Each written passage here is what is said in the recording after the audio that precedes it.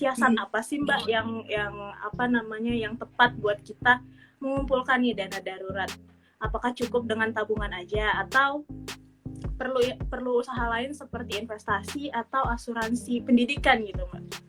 Memang betul banget kata Mbak Maria tadi, bulan ini itu orang tua lagi pada mumet nih Mbak Maria, sahabat Nova ya, lagi mumet mikirin dana pendidikan anak karena udah masuk tahun ajaran baru gitu kan ya, udah ada yang dapatnya gitu. Contoh anak aku sendiri gitu ya, yang saat ini SMA sama yang SD itu sudah dapat pembagian kelas gitu. Nah artinya kalau pembagian kelas kan harus bayar nih uang tanggal gitu ya. Uang masuk setiap kenaikan kelas, harus bayar SPP lagi gitu. Sedangkan kondisinya kan lagi PPKM nih gitu. Mungkin ada sahabat Nova yang orang tuanya gitu ya, temennya punya yang lagi saat ini sedang bermasalah dengan keuangannya.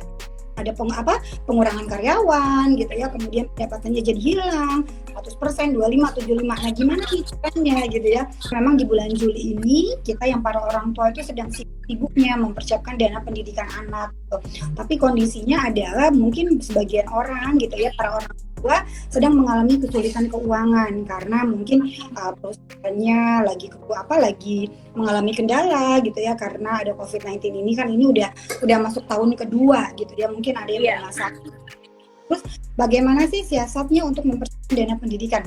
Sebenarnya gini, ketika kita menjadi seorang memutuskan untuk berkeluarga dan memutuskan untuk memiliki putra putri, harus gitu kan ya, idealnya nih Mbak Maria sama sahabat Nova dari awal itu sudah direncanakan kalau misalnya nanti memang akan memiliki, kita akan memberikan pendidikan gitu ya.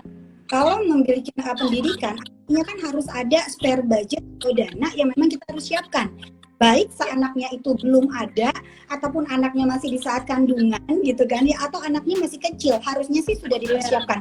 Tapi anyway nggak apa-apa kalau misalnya ini memang belum melakukan keuangan gitu ya, belum mempersiapkan pendidikan gitu. Artinya kan beberapa kondisi yang mau memasukin sekolah anak artinya berhutang gitu ya. Akhirnya pakai dana darurat gitu. Salah nggak sih? Nggak ada yang salah dalam mengatur keuangan. Mungkin tidak tepat gitu ya. Makanya ini Finansialku kolaborasi dengan Nova untuk memberikan informasi bagaimana sih cara kita mengatur keuangan untuk memperoleh dana pendidikan tadi. Pertanyaan dari Mbak Maria tadi, apakah bijak kalau kita menggunakan dana darurat saat ini untuk biaya sekolah? Kalau memang tidak ada dana yang bisa digunakan selain dana darurat, tidak masalah Mbak Maria, sahabat Nova. Gitu ya, tidak masalah menggunakan dana darurat. Tapi jangan lupa dana daruratnya harus diisi kembali. Kapan sih Becky kita mulai berpikir untuk mengumpulkan dana pendidikan anak? Ada lanjutannya, lebay nggak sih kalau belum punya anak tapi sudah berpikir untuk dana pendidikannya gitu? Nggak apa-apa. Jadi kalau aku bilang gini, kita punya tujuan, jangan ya, karena kan kita yang punya tujuan. Ketika udah sampai ke kita yang gitu kan ya. Ini kapan sih waktu yang tepat? Makanya tadi saya udah bilang di awal, nggak ada yang tepatnya kapan, hari ini apa besok segala macam gitu. Ketika kamu memang udah sadar bahwa pendidikan itu memang penting sekali dari awal, meskipun putra putrinya belum ada, meskipun kita belum menikah, boleh nggak pindah? Ya boleh aja gitu ya, tapi mesti dicek dulu kebutuhan kamu seperti dana daruratnya udah penuh, kamu yang masih single gitu ya, misalnya, dan untuk asuransinya aman secara keuangan.